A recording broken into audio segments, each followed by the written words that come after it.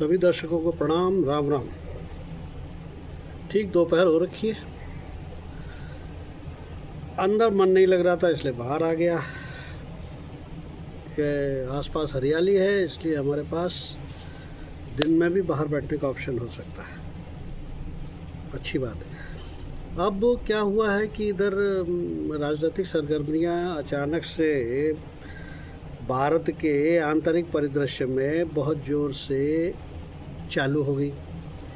तो वो जो ईरान और अमेरिका की ठाएँ ठाएँ हो रही थी, अभी भी ठीक है, मामला गर्म है, लेकिन उस पर उसको देखने से लोगों को फुर्सत मिल गई हाल फिलहाल। हालांकि उसको ना देखें तो भी कायदे से देखा जाए तो राघव चड्ढा के आप छोड़ने से ज़्यादा कठिन ये है कि आखिर वहाँ क्या होने वाला है ना। ठीक है, लेकिन अब ये तो लग रहा है कि ईरान भी और अमेरिका भी कितनी भी बातें करने के बाद शायद अब दोबारा लड़ना न चाहें। क्योंकि भुगतान दोनों ने बहुत तगड़े दिए। लेकिन अभी आइए जो सबसे बर्निंग टॉपिक है, जलता हुआ, वो है कि बंगाल में क्या होगा। बंगाल के लिए सारे पंडितों ने बहुत जोर लगा लिए और सारे विश्लेषण कर डाले, भाजपा को जिता रहे हैं और भाजपा ममता दीदी को इतने वर्षों 15 साल के बाद उखाड़ने में शायद सक्षम होगी। लेकिन सब कुछ इतना साधारण जो दिख रहा है वो है नहीं है। इसलिए नहीं कि एक सबसे बड़ा जो कारण हुआ है प्री पोल, जो सबसे बड़ी बात हुई है वो हुई है एसआईआर में जो लाखों, क्या लगभग करोड़ के आसपास के जो वोट कटे हैं और इधर से उधर हुए हैं और वेटिंग में गए हैं, उनको लोगों ने बहुत बड़ा मुद्दा बनाया हुआ है। और उस मुद्दे में ये माना जा रहा है कि जो ये भाजपा ने अपने लिए, जैसा कि बिहार वगैरह में भी देखा था अपन ने, कि भाजपा को इससे फ़ायदा हो रहा है। लेकिन ये बंगाल है, यहाँ सब कुछ उतना सिंपल नहीं है जितना कि दिखेगा या दिख रहा है। तो सबसे पहला हुआ कि साफ बम्पर वोटिंग हुई। फर्स्ट फेज़ में 92% वोटिंग हो गई। भाजपा गदगद कि ये सब हमारे लिए वोट डालने आ गए। और जो एसआईआर का असली इफ़ेक्ट है, जहाँ पर वोट कम हुए जिसकी वजह से भाजपा को फ़ायदा होना है, वो सेकंड फेज़ है, जहाँ पर ये आपके मुर्शिदाबाद और 24 परगना, फलाना ठिकाना जो इतने थे, जहाँ पर बांग्लादेशियों की संख्या बहुत ज़्यादा मानी जा रही थी, घुसपैठिए बहुत ज़्यादा माने जा रहे थे, फर्जी वोट बहुत ज़्यादा माने जा रहे थे, वहाँ पर काफ़ी कुछ फ़ायदा होने की उम्मीद है। अब आइए 2-3 पॉइंट्स पे बात करें।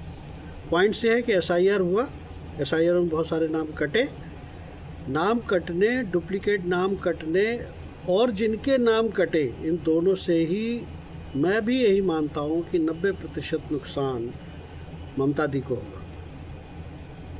और भाजपा को नुकसान 2 या 3 तरीके से हुआ उसमें। पहला ये कि जो डुप्लीकेट वोट लोग दे रहे थे और बुर्का पहन करके ढेर सारे नामों से वोट दिया जा रहा था, जिनको कि टीएमसी की पूरी शय थी, जिनको कोई टोक नहीं सकता था, सीआरपीएफ वाले बुर्का उठा नहीं सकते थे, दाढ़ी वाले को कह नहीं सकते थे।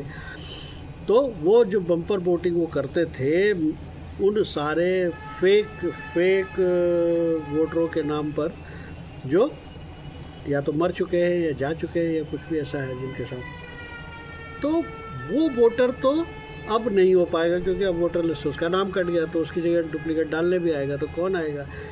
और उससे भी ज़्यादा फ़ायदा ये हुआ कि एक स्पेस क्रिएट हुई, एक समय और जगह की एक स्पेस क्रिएट हुई, जिस पे कि जो असली वोटर था, जो केवल यह देखकर बार बार वापस आ रहा था बूथ से कि वहाँ तो काले बुर्के वालों की लाइन लगी हुई है, वहाँ दाढ़ी वालों की लाइन लगी हुई है, आपके घुसने की जगह नहीं है, आप जाओ तो 4 घंटे खड़े हो।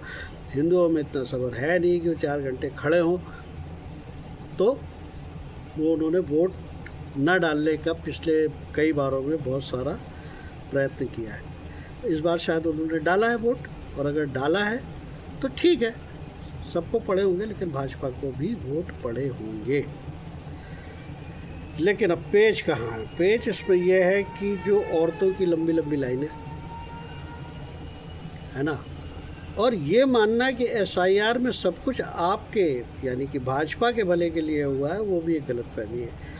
एसआईआर में कई ऐसे देखे गए कि हिंदुओं के भी एसआईआर में नाम कटे, खासतौर से जो बांग्लादेश से आए हुए ब्राह्मण मतुआ समाज के लोग हैं उनके नाम इसमें कट गए हैं, क्योंकि वो उनके पास भी वही समस्या थी जो लगभग घुसपैठियों के पास थी, जो कि हमें देखना चाहिए था, कि पहले देखना चाहिए था, लेकिन वो ममता के रहते तो कोई देख सकता नहीं था। ममता का सहयोग था ही नहीं इन सारे कामों में। तो मतुआ समाज के वोट अगर कटे हैं तो वो भाजपा को नुकसान होना चाहिए उसके साथ। और साथ ही साथ जो औरतों की बहुत लंबी लाइन लगी है, उससे आपको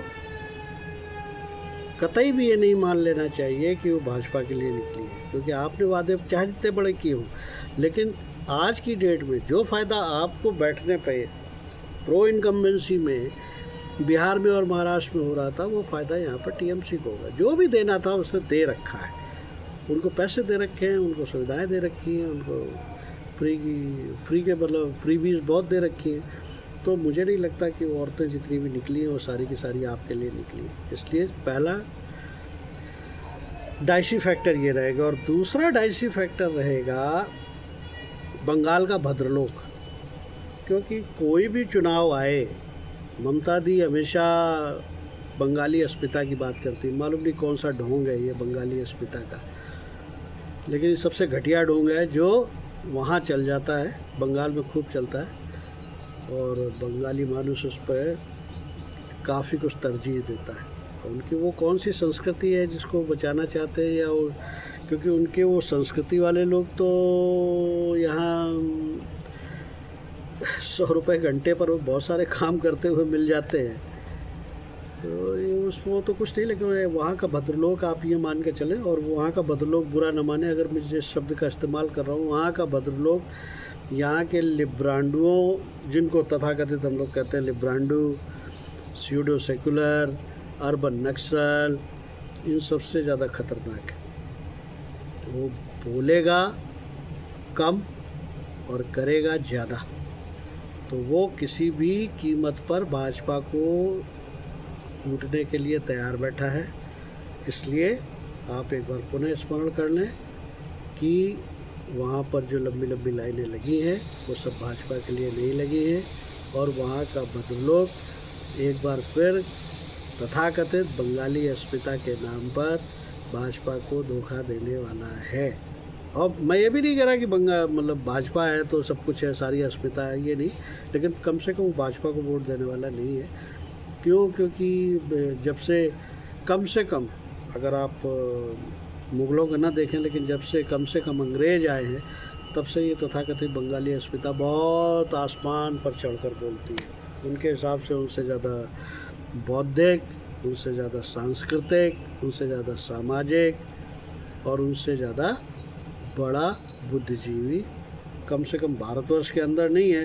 हो सकता है बगल वाले बांग्लादेश में, हालांकि यही लोग बांग्लादेश में गए, वहाँ तो कोई उनको बौद्धिकता दिखाई नहीं देती।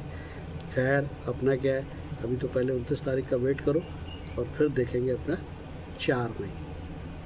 राम राम, नमस्कार। कृपया चैनल को लाइक शेयर सब्सक्राइब जरूर कर दें। धन्यवाद।